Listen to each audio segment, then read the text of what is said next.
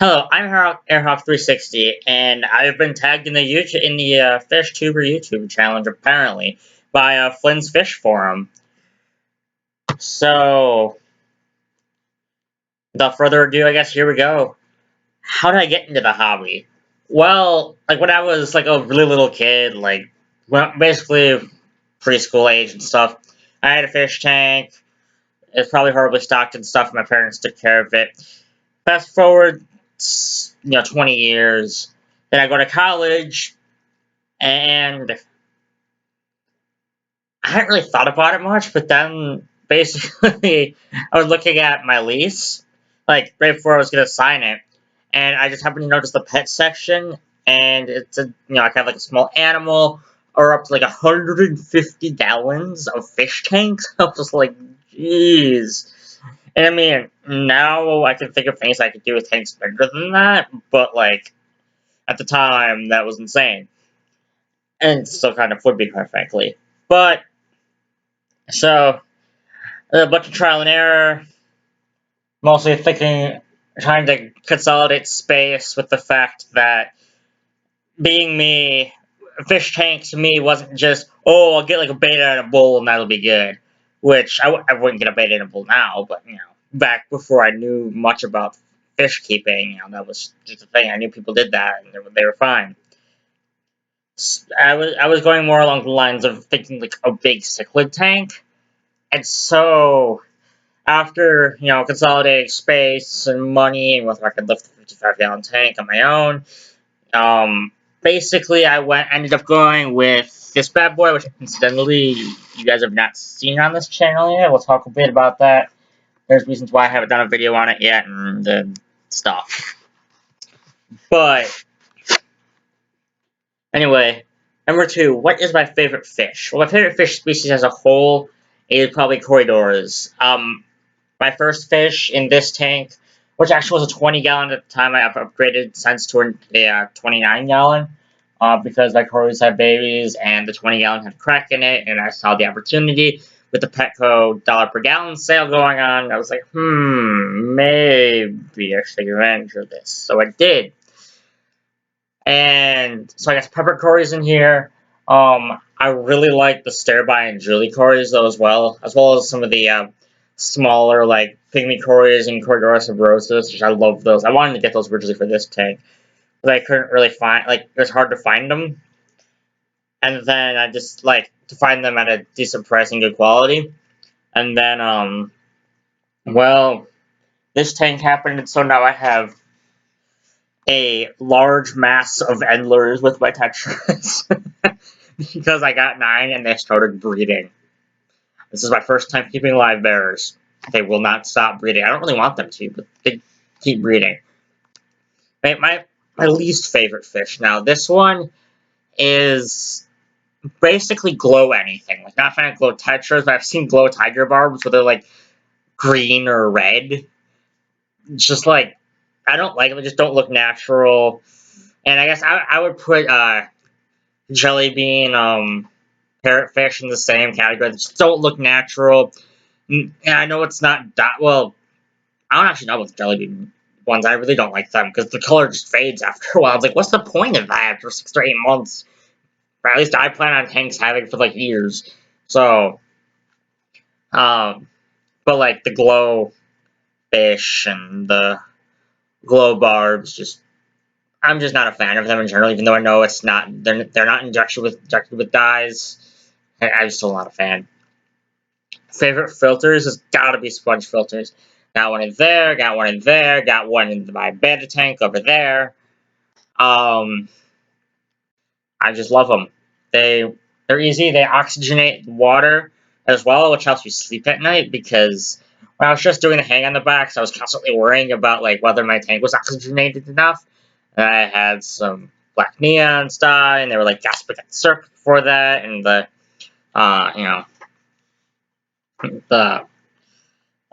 Pistogramma cockatoides that died had done that. The Pistogrammas turned out died from bloat because I was an idiot.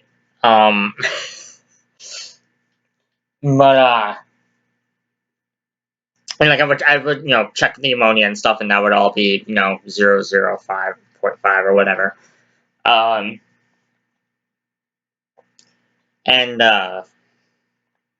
Yeah, this one I actually still have. This one I got rid of the hang on the back. Because when I did replace the tank, I just never put it back on.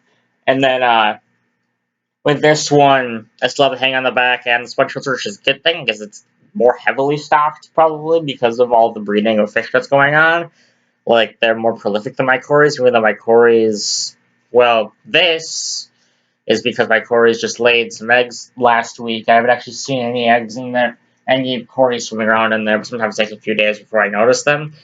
And I still can't quite break down how long cory eggs take to hatch. I've heard 3 days, but then it take longer than that, and I noticed for a week with this fish in there, and whatever.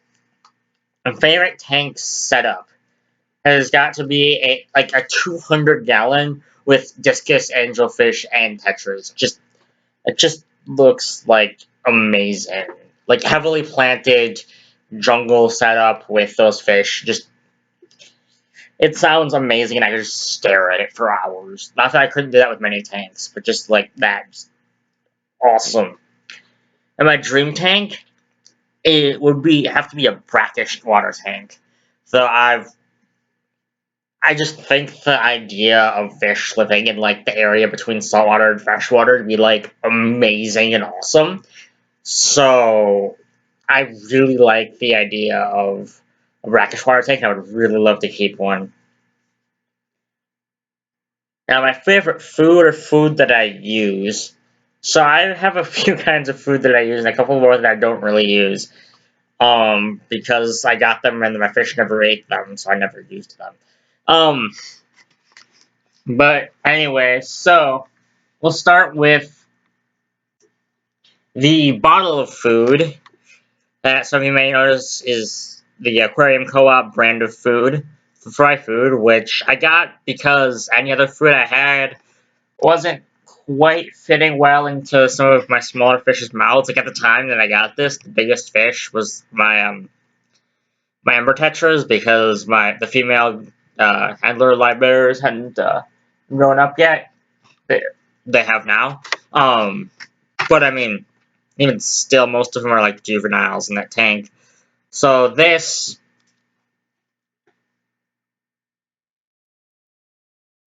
I just squirt in. Now everything can eat.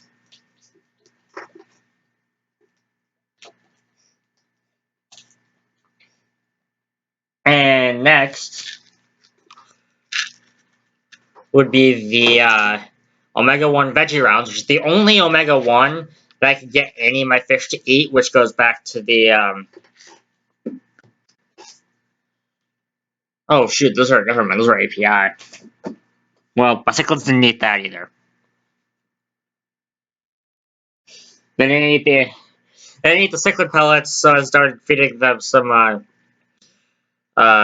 white worms, or daphne, yeah, a couple times a week, just until I could get something else, some dry food they would eat. And then they both died uglyly that's not a word, of bloat. And I was very sad, because I really, really wanted to keep them, and it was the first fish I ever killed.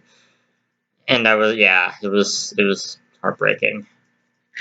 These, though, my cories love this stuff. They'll eat anything, but they love this stuff. I'm a little low on it, but, I put in, actually, funnily enough, my tetras. My Prostellas are crazy, and I don't know how well you saw that, but they've been, like, if they were going after that veggie round, and they won't, like, they're not going to start going in and eating it, but they chase it around, and sometimes my cories are eating it, and, like, I'll put food in for the cories or food in for the tetras, and when my cories are eating and the tetras are done, they'll then go right, like, next to the cories and start, like, picking out the scraps that are flying up from the cories eating, and it's kind of awesome and hilarious. I think so, anyway. And then, also, I've done Daphnia, but my last order, last time I picked up frozen food, I picked up frozen brine, and everything loves it. My betta, my nano fish, my tetras, my cories, they all absolutely love the stuff. Don't sink too fast. So this doesn't sink fast enough. But it doesn't sink fast enough. Now they're going after it now. You might notice as it sinks, they'll start attacking it. They'll start, like, peeling stuff off of it as it's falling. Like, yes, tetras are related to piranhas. And I think this is the biggest example that I've seen. Yes, there we go. That's how I tried filming this. I didn't actually do it, which is not why I didn't post the video. But, yeah. Like, right there, they're, I don't know how you can see that, but they're actually attacking the brine shrimp cube, which I think is hilarious. Now, my last kind of food is a live white worm culture that I fed last week. So, worms incoming, but live white worms to feed everything from bettas to cories and tetras and then those live bears. All of them love it. Everything. Those eat the stuff. Great source of protein. It's just a grow at home culture. I got this for 15 bucks on like angelfish.com or something like that. But I mean, I've been keeping them ever since. And I think I've gotten more than 15 bucks worth of food value all out of them, except for the dead fish. The Christogrammon hecatoides I mentioned earlier. So that is my food. So then, my dream fish. My dream fish would have to be the zebra pleco. I really, really want a zebra pleco. I even have a little zebra pleco plush over here. I don't really want to peel it off, but a little plush I got from Cajun Tropicals. Like, I love zebra plecos, and I would really want a zebra pleco. I mean, or a clown pleco, because they're a little cheaper, and I can afford them better, but yeah, either or. And let's see, 3 more fish people. Shoot, I'm so professional in this, but see, I am going to promote a few channels I found recently. Dan Hidishu, who has some brackish water tanks that are just kind of awesome. And then, Mark Shrimp Tanks. I guess I'll nominate him as well. And